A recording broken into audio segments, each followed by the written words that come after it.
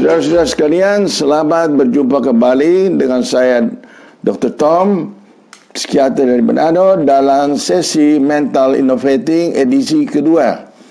Saudara-saudara yang terhormat, kali ini kita akan membahas bersama mengenai bagaimana agar semakin mencintai dan dicintai. Jadi bagaimana supaya pasangan kita sebagai suami atau istri semakin mencintai suami atau istri kita, sebaliknya istri kita juga semakin mencintai kita. Jadi ada beberapa tips-tips psikologis. Seperti kita tahu bahwa manusia itu adalah makhluk sosial, juga makhluk cinta, juga makhluk seksual, juga makhluk moral, ya. Jadi semua itu harus dalam balancing, keseimbangan semuanya. Nah, banyak orang yang sudah sekian lama menikah tapi tidak tahu apa sebenarnya cinta. Nah, sudah jatuh cinta 3-4 kali, sesudah sembuh hatinya, maka dia mau lagi cinta berikutnya. Karena kenapa? Karena cinta itu bisa membawa kita ke surga dan sekalian kita ke neraka. Cinta dan seks ini ada satu lengkap. Kadang-kala orang tabu membicarakannya. Kenapa? Karena mereka itu mempunyai konotasi namanya standar morality, moralitas standar ganda. Satu bilang baik, satu bilang salah, tidak baik. Karena itu membingungkan. Karena itu cinta dan seks itu kadang-kadang membingungkan, terutama seks ya, yang masih banyak dianggap tabu. Ya, saudara sekalian, topik ini saya ambil dari bukunya Paul Hawke, bagaimana agar semakin mencintai dan dicintai. Dan buku ini sebenarnya orang barat ya, Paul Hawke seorang Amerika, yang tentunya bagi kita orang ASEAN ada beberapa hal yang mungkin tidak cocok. Ya, kita berbeda budaya, kultur, kebiasaan, dan lain sebagainya. Hal itu tidak perlu. Apabila kita mengerti esensi dari uraian nanti, maka minimal 50% saja kita mengerti, maka itu sangat-sangat berfaedah dalam kehidupan keluarga kita masing-masing. Nah, itu apa itu cinta? Ini definisi cinta menurut Paul Hawke. Adalah suatu perasaan senang atau bahagia yang kita miliki terhadap orang lain, yang sudah kita miliki dari masa lampau, saat ini kita miliki dan akan datang tetap kita miliki, dan memuaskan kebutuhan utama kita. Masing-masing orang mempunyai kebutuhan utama. Apa itu kebutuhan utama? Apa itu kebutuhan utama? Kebutuhan utama apabila tidak ada itu, maka hidup ini menderita. Hidup ini kurang senang apabila kebutuhan utama itu bermacam-macam tiap orang masing-masing ya. Kita akan bahas mengenai kebutuhan utama. Nah, ini kebutuhan utama. Pertama kita lihat afeksi kehangatan. Biasanya para wanita sedang dengan kehangatan. Contohnya bagaimana? Misalnya dia digandeng, dia dipeluk, di pesta dia bisa dicium pipinya oleh suaminya. Wah, senang sekali ibu. Ada demonstrasi cinta kecil, itu namanya afeksi. Laki-laki biasanya tidak terlalu banyak afeksi. Kedua, mengenai materi atau harta. Ini materi atau harta juga, apabila ada tips untuk menjadi kaya, kenapa tidak mendapatkan materi atau harta itu juga baik. Untuk jelasnya saya kasih contoh ya. Seorang gadis mahasiswa, katakanlah semester 2, terus pacarnya sudah semester akhir. Terserah mahasiswa apa, mahasiswa kedokteran barangkali. Gadis ini ada kenalannya om-om ya, 20 tahun ini, om ini 50 tahun. Senang sama dia dan menjanjikan sesuatu yang baru bagi gadis itu. Gadis ini gadis miskin yang sudah muak dengan miskinnya, kekurangannya. Jadi dia ingin punya rumah bagus, dia ingin makan yang enak, dia ingin pesiar jalan-jalan ke Indonesia atau bahkan ke luar negeri. Dan pacarnya ini tidak memberikan suatu jaminan bahwa nanti akan dia dapatkan. Jadi apabila gadis ini memilih om tadi 50 tahun dan om itu juga suka memberi dia jalan-jalan, maka pastilah mereka akan saling mencintai. Apakah cinta ini akan berakhir? Cinta ini akan berakhir memangnya karena dasarnya material.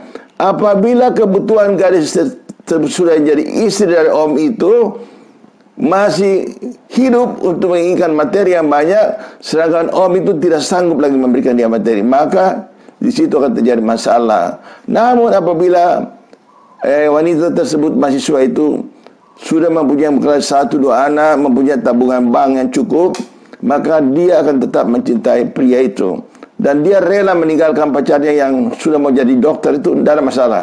Itu pemikiran yang baik. Dia pikir begini, daripada saya lahir di Manado, besar di Manado, kawin di Manado, tua di Manado, mati di Manado, tidak pernah keluar dari Manado, itu kan ya, kita kan bisa banyak melihat dunia ini begini bagus di seluruh dunia. Jadi pengambilan keputusan oleh gadis tersebut baik adanya. Ketiga, mengenai seks. Apabila pria tadi berdasarkan keinginannya dan memilih gadis tersebut berdasarkan seks dan memang memenuhi standar, maka percayalah mereka akan saling bahagia. Yang lainnya, keempat, mengenai anak. Ya, kalau ingin anak tentu akan diusahakan. Status ini ada orang menikah hanya untuk status, agar dia tidak disebut duda, agar dia tidak disebut gadis tua yang tidak laku, atau dia tidak disebut. Jadi status itu penting. Bagi yang bersangkutan, status. Daripada saya disebut gadis tua, maka saya ambil saja. Biarpun tidak sesuai dengan kehendaknya, maka dia akan bahagia.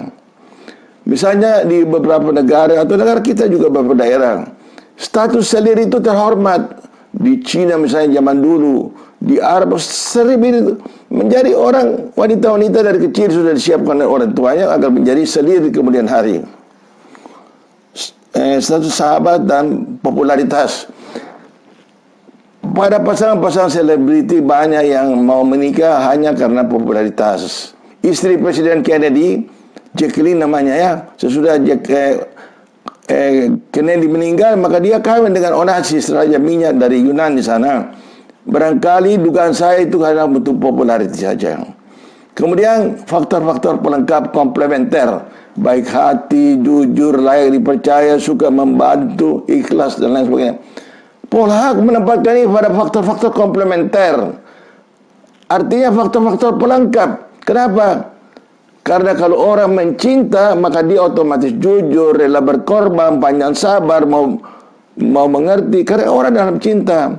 Kalau orang tidak di dalam cinta, dia tidak akan jujur, dia tidak akan suka membantu, tidak akan rela berkorban, karena dia tidak dalam cinta. Karena itu, berilah pasangan Anda faktor-faktor yang utama tadi. Kecuali yang bersangkutan menempatkan faktor komplementer menjadi faktor utama. Nah, ini perlu kita tahu tes kecocokan ya. Jadi kita harus tahu, sanggup dan mau TSM ya. Tahu kebutuhan utama pasangan kita, sanggup memberinya dan mau dengan ikhlas memberinya. Misalnya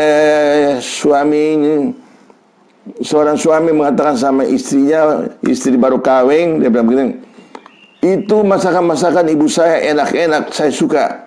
Maka sang istri harusnya belajar sama ibu mertua, masakan-masakan enak buat suaminya, supaya masakan yang disenangi suaminya sering ditayangkan, diberikan kepada suaminya. Maka suaminya, wah, istri saya seperti mama saya, memberikan makanan-makanan yang enak.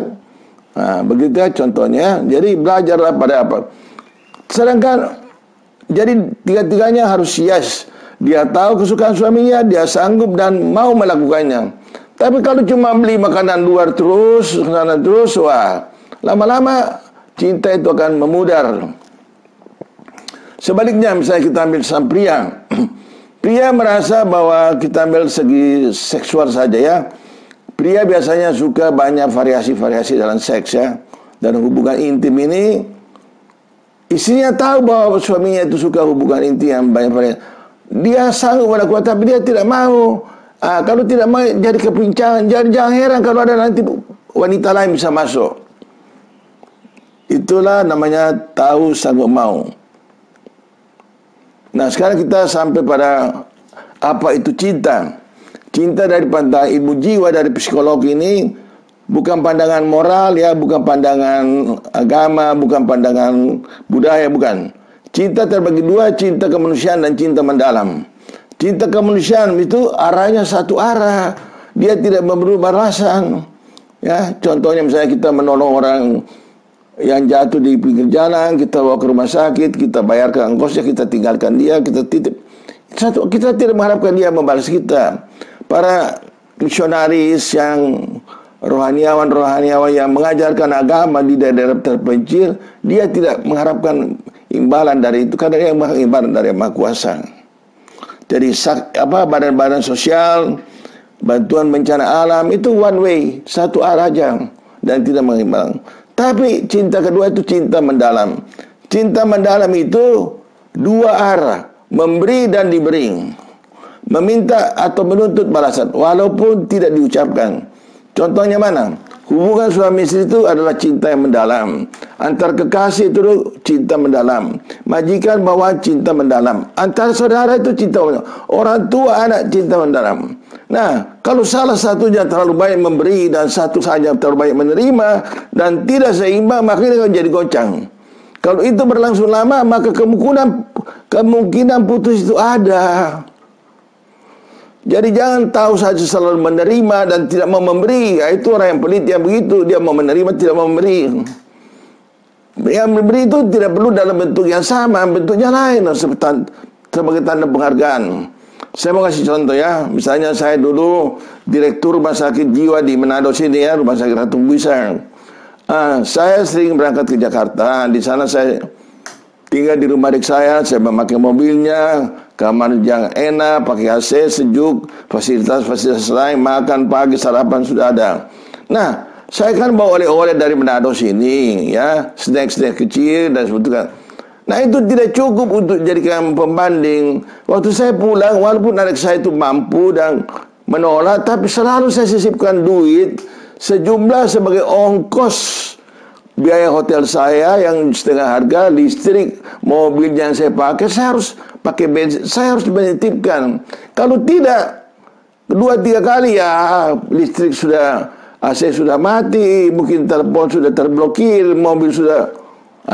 Karena orang itu dirugikan terus, orang tidak bisa dirugikan, dia juga harus diserangkan. Apalagi membuat beban bagi orang lain. Atau misalnya saya dokter. Saya kan dokter ya, saya ke dokter-dokter spesialis karena sudah perlu ada kontrol kesehatan. Para dokter itu memberikan saya gratis, tidak usah membayar. Nah, saya harus tahu diri bahwa pemberian ini saya harus kembalikan. Tidak dalam bentuk uang, tapi dalam bentuk mungkin makanan ringan, mungkin ada suatu perhatian, mungkin buah-buah atau apa yang saya kirimkan kepada dokter sebagai bentuk. Jangan satu kali aja. Apabila kita berhubungan jangka panjang, maka sering-seringlah. The more you give, the more you get. Semakin banyak Anda memberi, semakin banyak Anda menerima. Percayalah kan. Itu sabda sabda Buddha, karma. Makin banyak memberi, Anda akan menerima. Bukan dia bentuk sama, tapi bentuknya lain. Minggu depan hari Sabtu saya akan berbicara mengenai ketidakcocokan dalam cinta. Ya, jadi itu juga perlu diketahui karena ada ketidakcocokan dan ada juga kecocokan. Jadi sebagai penutup, para saudara-saudara sekalian, ketahuilah hal-hal yang paling pokok, yang paling utama bagi pasangan Anda. Berikanlah itu kepada dia, maka dia akan semakin mencintai dan menyayangi Anda. Apa yang dia tidak sukai, jangan dilakukan, jangan diberikan berulang-ulang. Apalagi dia sudah sebutkan. Nah, jangan dilakukan, berikan apa yang dia sukai, maka otomatis Anda akan semakin mencintai dan dicintai. Dan jangan lupa terakhir, pria itu makhluk seksual, wanita itu makhluk cinta. Jadi pria yang dibutuhkan, pria yang paling utama sebenarnya penghargaan dari seorang istri atau kekasihnya. Nah, bukan seksnya baru nanti berikutnya nomor 2 ya. Jadi berikanlah perhatian dan hormat sama suami, maka Anda akan mendapatkan kasih sayang seperti yang Anda idamkan.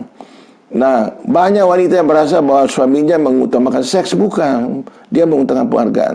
Berikanlah penghargaan, maka Anda dengan mendengarkan materi ini, sekali lagi saya tutup bahwa teori ini adalah teori orang barat ya. Jadi bagi kita apabila ini punya esensi dan Anda bisa menangkap 50% saja, kita menerapkan dalam kehidupan pernikahan, maka Anda pasti berbahagia. Sekianlah, salam sehat dari saya, Dr. Tom di Manado. Terima kasih.